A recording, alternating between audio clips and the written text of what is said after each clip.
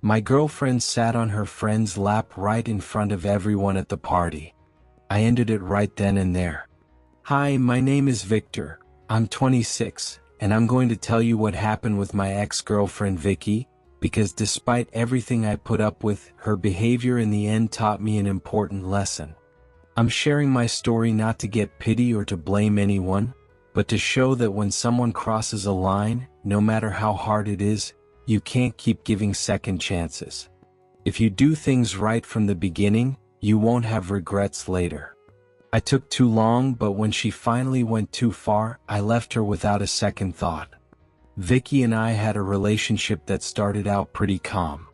I worked as an administrative assistant in a hospital and she was a preschool teacher. At first, she was the kind of girl who was fine with the simple things in life. Quiet, affectionate, and with a great sense of humor. In the beginning it seemed like nothing could destroy our relationship. But over time I started noticing things I didn't like, little details that kept piling up. When I started working at the hospital, things changed. I thought she wouldn't have a problem with me working in an environment full of women, but she quickly became more jealous than normal. It was a constant worry for her that I worked there. She would often say things like, "I'm sure you're not messing around with any nurses, that hospital is full of women," and I'd be left not knowing what to say because I'd never given her any reason to doubt me. The nurses I worked with were professionals and my relationship with them never went beyond strictly work-related matters. But the problem wasn't just that. As soon as I started at the hospital, things with Vicky got worse. At first I thought it was just temporary insecurities that would go away with time. But weeks passed and her jealousy only intensified. She constantly asked if I was attracted to any of my coworkers or if any of them were flirting with me. The first time she asked something like that I was stunned. I didn't understand how she could think something like that could happen. I told her there was no reason to worry, that there wasn't a single nurse I was interested in. Despite my answers, the situation kept escalating. One day I caught her going through my phone. I had nothing to hide, but that invasion of my privacy made me uncomfortable. I asked her why she was doing it and her answer was that some nurse had probably won me over. I didn't know what to say. I had no idea how we'd gotten to that point. She always told me she didn't trust me, that if I really loved her I should let her know everything about my life. At first I took it as normal. I thought it was a phase that would pass, but things just got worse and worse. My job at the hospital, which at first seemed like a good thing, became the center of our arguments. Every time I got home after a long shift I'd be met with questions about my day, about the people I'd talked to, about everything I'd done. I felt like I couldn't have a normal conversation with her without it being dissected. In fact, once while we were at home I asked if she had something against my job, and her answer was that she didn't trust all the women I interacted with. I felt powerless. I didn't understand how she'd come to think my workplace was somewhere I could be cheating on her. The worst came when she started showing up at the hospital unannounced. She'd stay in the waiting room all day, waiting for me to finish so we could leave together. I felt like I was constantly being tested.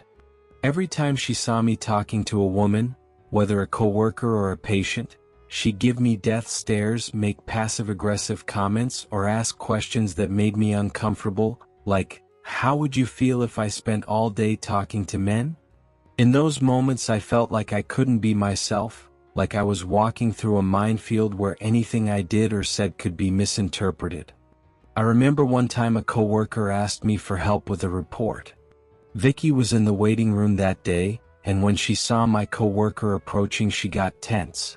She stared at her like she disapproved of me even talking to her, even though all I was doing was helping with work.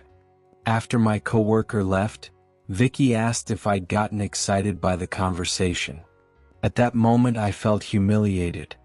I didn't understand how she could think something as simple as talking to a colleague was a threat to our relationship. That, along with so many other little things that kept adding up, made me question what I was living through. I always tried to calm her down, assuring her there was nothing to worry about, that she had no reason to feel insecure. But at the same time her attitude was affecting me. I couldn't enjoy my job without worrying about how she'd react when I got home. It was an exhausting feeling, like I always had to justify every single move I made. The worst came when we went to a party with mutual friends. We'd been invited by some friends and decided to go, even though the tension in our relationship was already obvious. That day the whole vibe of the party changed completely. Vicky had a friend named Antonio that she always got along well with. I'd never had any reason to distrust him or her. Antonio was just a friend, until that day. But when we got to the party I noticed something weird. Vicky spent more time talking to him than to me. At first I thought it was normal that we'd all hang out with different people. But as the night went on I realized that wasn't it. Antonio and she seemed to be in their own little world, laughing at things I didn't get. It wasn't just casual conversation, it was like they were sharing private jokes. Every time I tried to join in they'd pull away and keep laughing like I wasn't even there. I felt completely excluded. At that moment I thought maybe I was overreacting, but something inside told me something was off. Throughout the night I kept watching how they acted. They weren't just talking, they were laughing, giving each other knowing looks, like they shared a connection I couldn't understand. It was strange. Even though I tried not to think badly, I couldn't help feeling uncomfortable. The two of them seemed to be enjoying each other's company so much while I was pushed to the background. I tried to get closer, but whenever I did they'd pull away a bit, like they were in a bubble I wasn't allowed in. And the worst part was that Vicky, instead of trying to include me, seemed to enjoy the situation. Doubts started creeping into my head, but what really made me realize something was wrong was Vicky's attitude. When I tried to talk to her she answered coldly, without the interest she normally showed. It was like I didn't matter, like I wasn't even there. That, plus everything that had built up over the past months, made me feel something was definitely wrong. The night that was supposed to be just a party with friends ended up being the night everything broke. Later in the evening Vicky, visibly a little drunk, came up to me with an attitude she tried to hide but couldn't. She was clearly worked up, like everything that had been happening all night was messing with her emotions. That's when she dropped the line that, although it sounded like a light provocation, actually reflected the distrust she'd been building in our relationship for months. "Relax, it's just punishment for talking to so many women," she said, looking at me with that challenging expression that drove me crazy. I was completely confused and angry at what I was hearing and didn't understand what she meant. But she, like she'd been waiting for my reaction, continued, "If hanging out only with Antonio was your punishment, by the way, who was that blonde from last week who asked you for a file? Do you like her or something?" I stayed silent for a few seconds, not because I had nothing to say, but because I couldn't believe what I was hearing. First, it bothered me that she thought she was punishing me for something she'd made up in her head. Second, I was fed up with her always looking for reasons to accuse me when I'd done absolutely nothing wrong. "First of all, I'm not here for your punishments over things you invent in your head," I replied, trying to stay calm even though I felt the situation slipping away from me. "And second, she's just a coworker like all the others. When are you going to stop thinking the worst of me?" Vicky went quiet for a moment, and I thought maybe I'd said something that would make her think, but that wasn't the case. Instead of calming down, the argument escalated fast. Voices were raised and people around us started looking, like they knew something was about to explode but didn't want to get involved. She accused me again of talking to other women at work, as if it were a crime to speak to someone of the opposite sex. "I don't understand why you always do this, Vicky," I said, already feeling desperate. "Why does everything have to be drama? Why don't you trust me? Do you really think something's going on with them? I shouldn't have to justify myself every time I talk to a coworker. You know what? I don't understand how you can be so calm about all this," she shot back with a mix of anger and frustration. You never understand me. You never put me first. It's always them, the nurses, the girls at the hospital. And I'm here always in second place. I'm tired, Victor, tired of feeling like the crazy one. You don't care how I feel." At that moment I didn't know what else to say. Every word out of her mouth seemed loaded with more anger and accusations than real reasons. Suddenly her gaze shifted and it was like everything she'd said no longer mattered. She'd reached a point where she was accusing me of something that didn't even exist. I was trapped in her insecurities and I couldn't take it anymore. "No, Vicky, enough. I've never made you feel that way. If you feel this isn't working, that I don't understand you anymore, then maybe we should take a break. Because I'm not going to stay in a relationship where I'm constantly attacked, where I can't even talk to my coworkers without you turning the world against me," I said, trying to bring order to my inner chaos. She seemed to have reached her limit too. She looked at me with empty eyes, like in that exact moment she decided the relationship wasn't worth it anymore.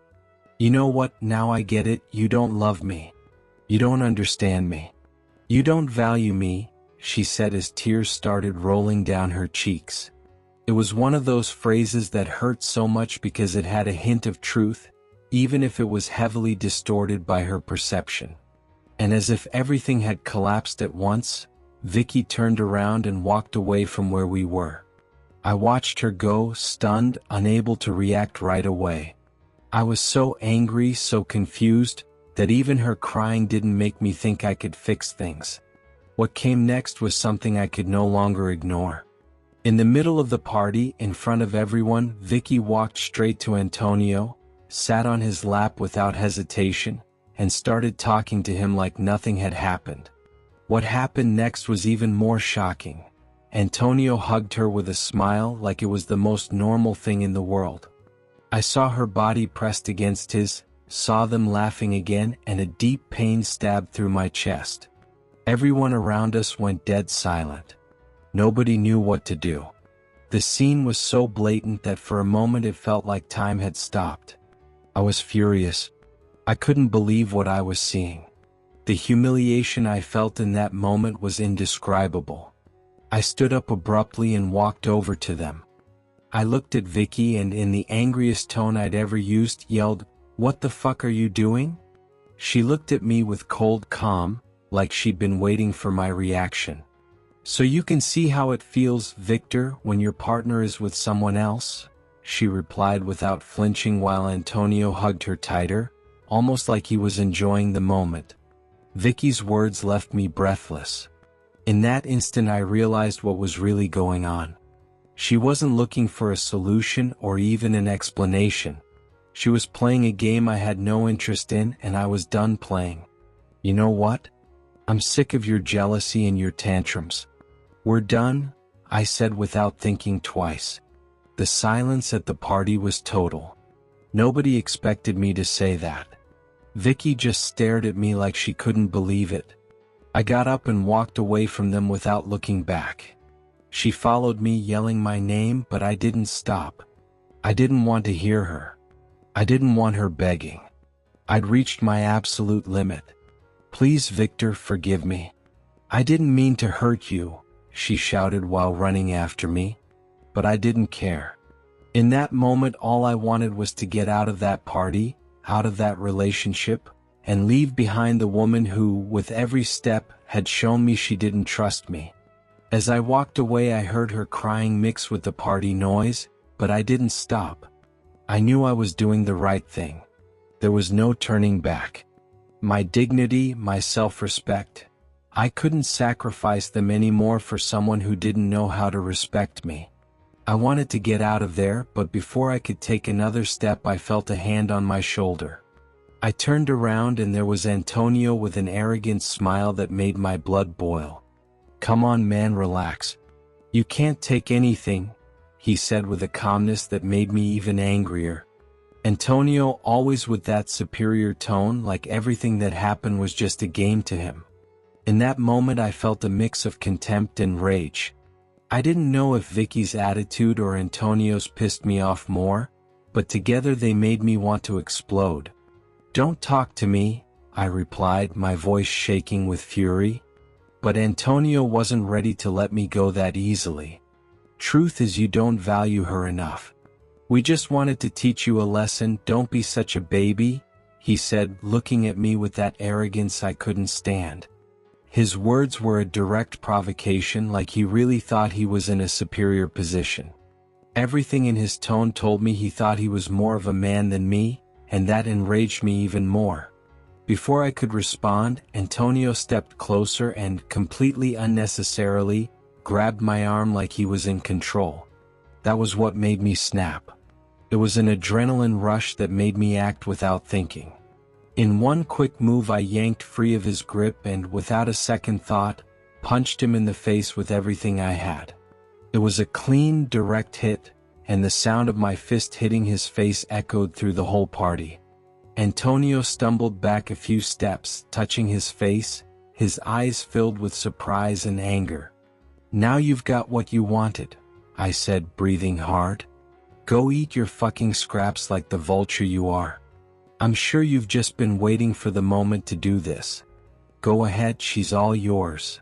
The silence at the party was deafening. Everyone stared, but nobody dared intervene.